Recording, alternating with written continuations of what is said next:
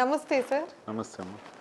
Sir, మనం ఇప్పుడు numerology పరంగా మీరు రకరకాల సొల్యూషన్స్ అయితే చెప్తూ వస్తున్నారు. అవును. ఇప్పుడు నేటి యువత ఏందంటే సార్, చాలా వరకు జాబ్స్ కన్నా కూడా చిన్నదైనా చాలు, అలా ఓన్ బిజినెస్ ఉంటే బాగుంటుంది అని ఇంట్రెస్ట్ ఎక్కువ చూపిస్తూ వస్తున్నారు సార్.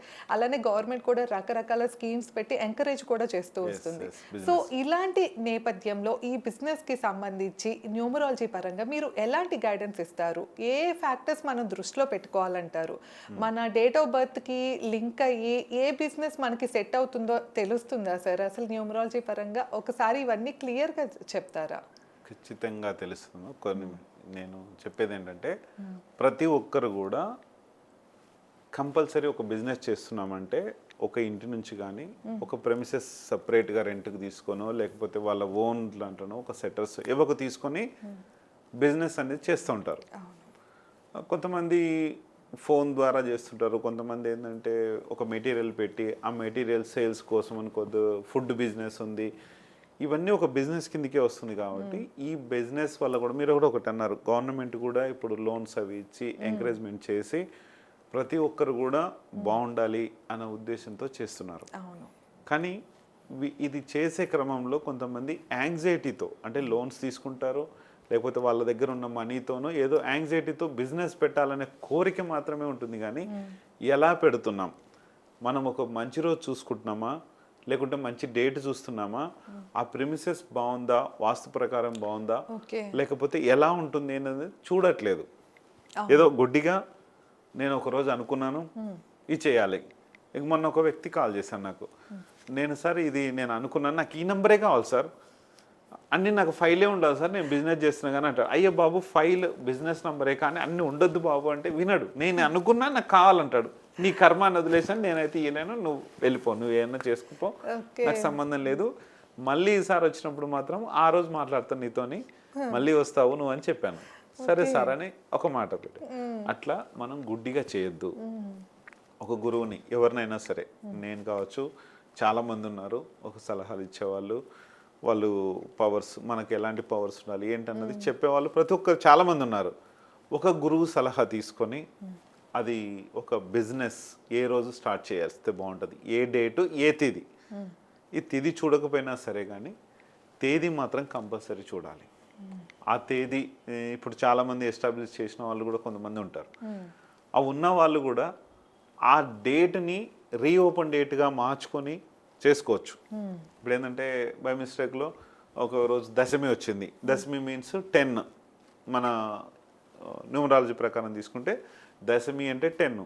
ఈ 10 రోజున చేయడం మంచిది అని అనాది నుంచి వస్తుంది, అది మంచిదే కాదంటలేదు. కానీ ఆ దశమి రోజు డేట్ 8 వచ్చింది అనుకోండి, డేట్ 4 వచ్చింది అనుకోండి, లేకుంటే 22 వచ్చింది అనుకోండి, 31 వచ్చింది అనుకోండి, మంచిది కాదు. నువ్వు ఒక డేట్ మెన్షన్ చేసేది ఏంటంటే ఏం చెప్తావు అంటే, ఇన్విటేషన్ పంపించే రోజు దశమి రోజు ఓపెన్ చేస్తున్నా అని చెప్పవు. అక్కడ నేను 4th రోజు ఓపెన్ చేస్తున్నా అని చెప్తావు. దశమి రోజు ఓపెన్ చేస్తున్నా అంటే ఏముండదు అక్కడ. 4th రోజు ఓపెన్ చేస్తున్నా, 8th రోజు ఓపెన్ చేస్తున్నా, లేకుంటే 17th రోజు ఓపెన్ చేస్తున్నా, లేకుంటే 16th రోజు 7 రోజు ఏదో రోజు ఓపెన్ చేస్తున్నా అని చెప్తావు. అక్కడ అప్పుడు పోతుంది ప్రాబ్లం అయితే. ఆ నంబర్ డామినేట్ చేస్తుంది, ఆ నంబర్ పవర్ని ఇస్తుంది. ఆ నంబర్తో స్టార్టింగ్ రోజు నుంచే మీకు నెగిటివ్ ఇంపాక్ట్ చూపిస్తుంది.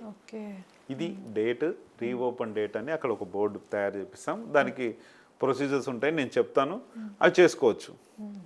ఇప్పుడు కొత్తగా చేసే వాళ్ళకు ఏంటంటే ఒక ప్రమిసెస్ ఉంటుంది, ఇల్లు కానీ ఏదైనా సరే, దాన్ని మనము ఫస్ట్ పాజిటివ్ ఉందా లేదా చూసుకోవాలి.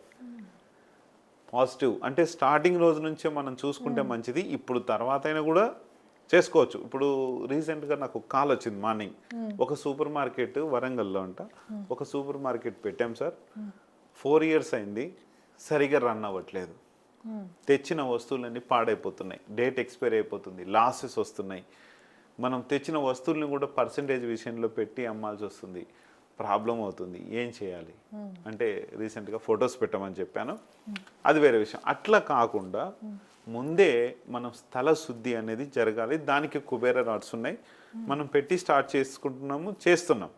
ఇప్పుడే మీరు ఆ విధమైన వేలో మనం వెళ్తే బాగుంటుంది. అలాగే ఒక పేరు, కొన్ని పేర్లు వాళ్ళ ఇష్టం వచ్చినట్టు పెడతా ఉన్నారు. ఇప్పుడు చాలా వరకు డి మీద ఉన్న పేర్లు చాలా వరకు స్టార్టింగ్లో ఎట్లయితే మనకు ఇదవుతున్నాయో డి మీద ఉన్న పేర్లు కొద్దిగా డి మీద ఉన్న పేర్లు కొద్ది పెద్ద పెద్ద సంస్థలు కొన్ని వచ్చాయి మనకు చూస్తూనే ఉన్నాం. డౌన్ఫాల్ అవుతుంటుంది అంటే అక్కడ లోన్స్ కానీ అక్కడ అప్పులు కానీ పెరిగిపోతుంటాయి. జనాలకు ఎక్కిరిస్తున్నా కూడా చాలా ఇదవుతుంది. ఎమ్ముతో వచ్చే పేర్లు కూడా అలాగే ఉంటాయి. కొన్ని పేర్లు బాగుంటాయి, కొన్ని పేర్లు బాగుంటాయి. అంటే స్టార్టింగ్ లెటర్ కన్సిడర్ చేయాలి. నేమ్ మొత్తం కాదా? నేమ్ మొత్తం ఓకే, నేమ్ మొత్తం సంబంధించి అది మళ్ళీ యాడ్ అయిపోతుంది. కానీ స్టార్టింగ్ లెటర్ అనేది ఏంటంటే ఒక ఇంజిన్ లెటర్. ఇంజిన్ స్టార్ట్ అయ్యి ఇంజిన్ కరెక్ట్ గా ఉంటేనే కదా. ఇంజిన్ కరెక్ట్ గా లేకపోతే వెనక నుంచి అన్ని ఇంజిన్లు పెట్టి పుష్ చేసినా కూడా అది ఎక్కడ వెళ్తుంది, వెళ్ళలేదు. వెనక నుంచి కొంతమంది మా వాళ్ళు ఏం చేస్తున్నారంటే ఆ లెటర్ని స్టార్టింగ్లో కాకుండా స్టార్టింగ్లో అంటే అది మళ్ళీ ఆ మీనింగ్ చేంజ్ అయిపోతుంది అనే ఉద్దేశంతో వీళ్ళు ఏం చేస్తారంటే మధ్యలో ఏదో ఇంకొక నంబర్ యాడ్ చేసి ఒక లెటర్ యాడ్ చేసి ఇస్తారు. అది మంచిది కాదు. నేను మా వాళ్ళకి కూడా చెప్పేది అదే, స్టార్టింగ్ ఇంజిన్ లెటరే పర్ఫెక్ట్గా ఉండాలి. ఇంజిన్ లెటర్ ఎప్పుడైతే పర్ఫెక్ట్గా ఉందో ఆ ఇంజిన్ లెటర్ పర్ఫెక్షన్ వల్లనే ఇది రన్ అయిపోతూ ఉంటుంది. ఇంజిన్ కరెక్ట్గా మూవ్ అయ్యి వెళ్ళిపోతుంటే వెనక నుంచి ఎన్ని బాక్సులైనా కరెక్ట్గా వచ్చేస్తుంటాయి, వచ్చేవో అంతే కదా. అందుకని ఇంజిన్ లెటర్ అనేది పర్ఫెక్ట్గా ఉండాలి. మన పేరులో అయినా సరే, మన బిజినెస్ నేమ్లో అయినా సరే, ఇది ఒకటి చూసుకోవాలి. నెక్స్ట్ ఇప్పుడు చాలా మంది సార్ సాయి అని శ్రీ అని పెడుతూ ఉంటారు కదా, అట్లా అది లక్కీయేనా, పర్లేదంట? ఎస్ లెటర్ కదా, సర్వీస్ కిందకి వెళ్ళిపోతుంది. వాళ్ళు ఎస్ లెటర్ అంటే ఆ వ్యక్తి సర్వీస్లోకి వెళ్ళిపోతాడు. ఇతను చేసే సర్వీస్ ఎక్కువ ఉంటుంది, ఇతనికి వచ్చే ఇన్కమ్ చాలా తక్కువ ఉంటుంది. సాయిబాబా ఏ విధంగా ఉన్నారు, ఆయన అందరికీ సర్వీస్ చేశాడు. కానీ మనం సాయిబాబా లాగా దేవుడి పేరు అని మనం అనుకుంటున్నాం, కానీ సర్వీస్ ఉంది అందులో. ఆ సర్వీసు మనం ఇవ్వాలి, కానీ లాభాలతో కూడిన సర్వీస్ ఇస్తే మంచిది. ఇతని ఫ్యామిలీ బాగుంటుంది, వాళ్ళు బాగుంటారు. కానీ ఈ వ్యక్తి లాభాలను చూసుకోకుండా సర్వీస్ ఇచ్చుకుంటూ పోతే ఇతని ఫ్యామిలీ ఏమవ్వాలి? స్త్రీ కూడా అంతే. ఎస్ లెటర్ ఏదైనా స్టార్టింగ్ అయితే సర్వీస్ అని లెక్క పెట్టుకోండి. పి లెటర్ ఏదైనా అంటే ప్రాబ్లమ్స్ అని పెట్టుకోండి. స్టార్టింగ్ లెటర్ పి ఉండొద్దు. అంటే అది నత్తనడక సాగుతుంది. పతంజలి చూసుకోండి ఎలా ఉంది, మొత్తం టోటల్గా ఏదో ఒక రకమైన కోర్టు కేసులో ఏదో రకమైన ఇబ్బందులు ఎప్పుడు రైజ్ వచ్చి పడిపోతుంది. అట్లా ఆ యొక్క సంస్థలు కానీ ఏవైనా సరే స్లోగా జరుగుతాయి. ఆయన రామ్దేవ్ బాబా అని 6 లీటర్ పవర్ కాబట్టి ఆ విధంగా ఆయన పేరు మీద నడుస్తుంది. అది టోటల్గా అట్లా అయిపోతుంది. అందుకని ఇట్లా డీ లెటర్స్ కానీ ఇట్లా కంపెనీల పేర్లు చాలా ఉన్నాయి. కొన్ని దానివల్ల చూసుకొని ఆ పేర్లు కరెక్ట్గా పెట్టుకుంటే కనుక అదొకటి బాగుంటుంది. ఇదొకటి.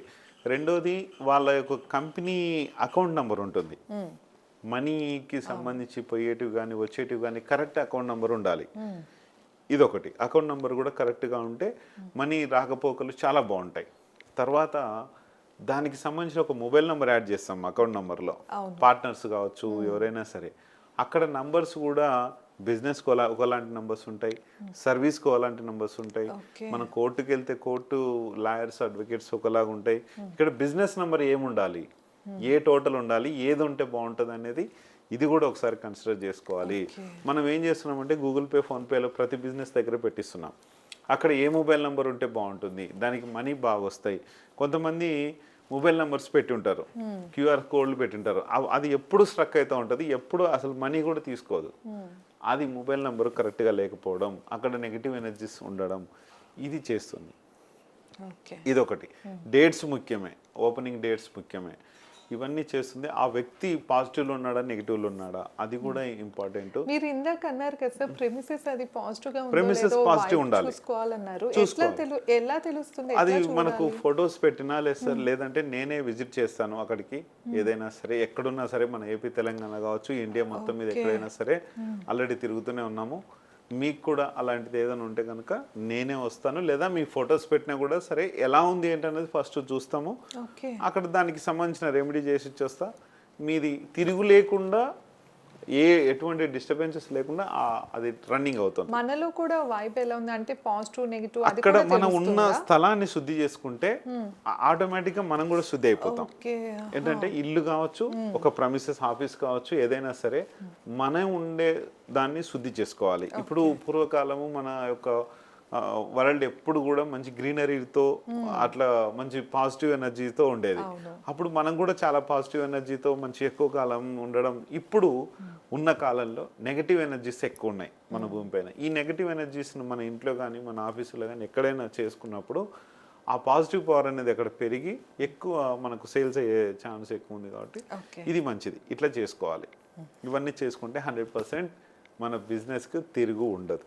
తిరుగు లేకుండా హ్యాపీగా రన్నింగ్ అవుతుంది. అదే. సో విన్నారు కదా, కొత్తగా స్టార్ట్ చేసే బిజినెస్కి సార్ ఎన్నో రకాల సలహాలు ఇచ్చారు. అలాగే ఆల్రెడీ ఉన్న బిజినెస్లో మీకు ఏమైనా లాస్ అవుతుందా లేకపోతే ఎలాంటి సమస్య ఉన్నా దాన్ని రీఓపెన్ చేసే ప్రాసెస్ కూడా సార్ చెప్పారు కదా. సో మీరు ఎలాంటి సమస్యతో ఇబ్బంది పడుతున్నా ఒకసారి సార్ని సంప్రదిస్తే మీకు అన్ని రకాల సొల్యూషన్స్ వస్తాయండి. కింద నెంబర్ ఇస్తున్నాం, తప్పకుండా కాంటాక్ట్ అవ్వచ్చు. ధన్యవాదాలు. నమస్తే సార్. నమస్తే.